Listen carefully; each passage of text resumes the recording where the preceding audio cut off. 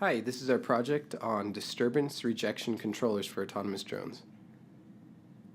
When we initially got together to decide on a project, we knew that we wanted to do something with drones, but we weren't sure exactly what. And as we were discussing the different possibilities, we started talking about Amazon and how they were trying to incorporate a autonomous drone delivery system. And we started talking about how complex these controllers would have to be to make sure that everything ran smoothly and to keep everything from crashing and falling apart. Eventually, we came up with the idea to use a controller to manipulate the altitude of a drone, keeping it safe from obstacles like a building or a hill in either urban or mountainous terrains. And we do this using an ultrasonic sensor. The drone would measure its altitude, and the controller would change the thrust output of the motors to maintain a certain set point. Our system can be described by the shown second-order differential equation that relates the process variable height to the manipulated variable thrust.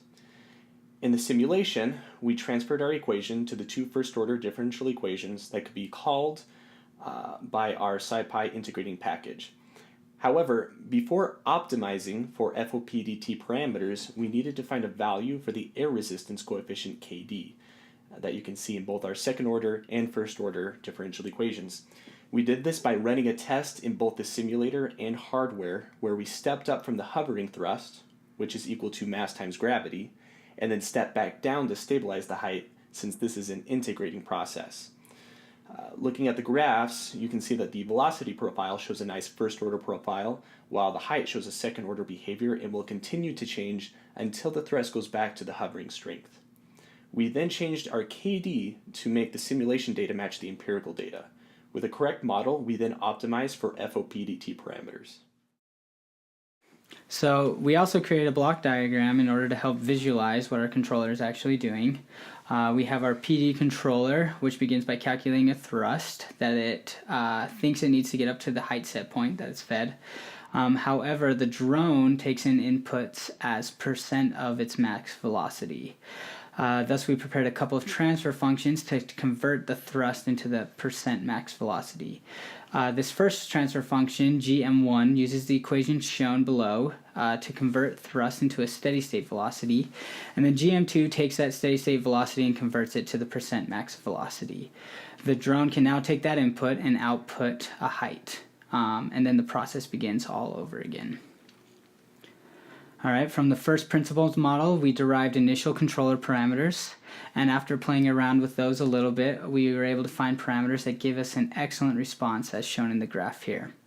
Although there is minor dead time, the controller did great at tracking a ramping set point and was able to quickly match an instantaneous change as well. These are the two types of disturbance that a drone would likely encounter when flying. It would either find sloping inclines or sharp drops off on cliffs, so our controller should be able to deal with those.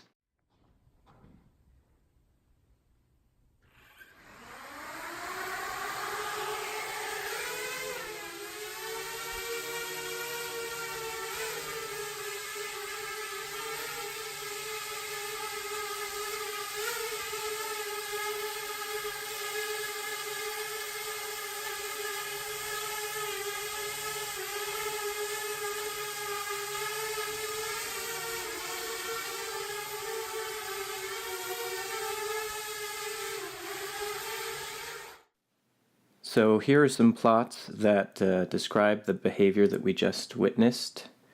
As you can see, the drone started out 1 meter above the ground, and the initial set point was 2 meters, so it immediately begins rising to meet the set point. And then the first downward spike we see in the graph represents the first table that we pass over. As the drone passes over the table, suddenly the distance that the ultrasonic sensors are measuring decreases significantly, and so the drone begins to rise according to the program that we made and the controller that we developed.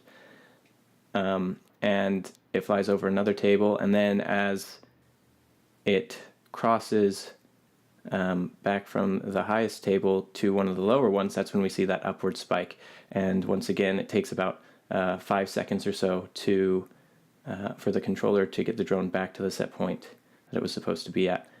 The graph on the top right is a graph of the thrust, which we calculate what thrust the drone needs in order to maintain or get to our set point. That thrust is then converted into a percent max velocity, which is what we actually feed to the drone, and that is the graph on the bottom right. As you can see, there are portions of the bottom right graph that are absolutely flat, and that is when we are within the deadband and we aren't sending any inputs to the drone. As you can see, the drone stays within the deadband that we created, which is about plus or minus 5 centimeters, very consistently. There's not a lot of oscillation, and so despite a little bit of noise here and there, the drone is relatively stable and will maintain the set point as well as adjust itself when a disturbance occurs. In conclusion, we were able to develop a stable controller that quickly responds to disturbances with minimal overshoot. Although this was a very simple controller, it's one that would be very effective in an industry setting when combined with other controllers that would help a drone fly autonomously. Obviously, there are some things that this controller couldn't deal with. For example, if it came across a disturbance that was already taller than the drone was flying, it would crash into that because it only senses things underneath it. But additional controllers could be developed in conjunction with this one to fully automate drone flight.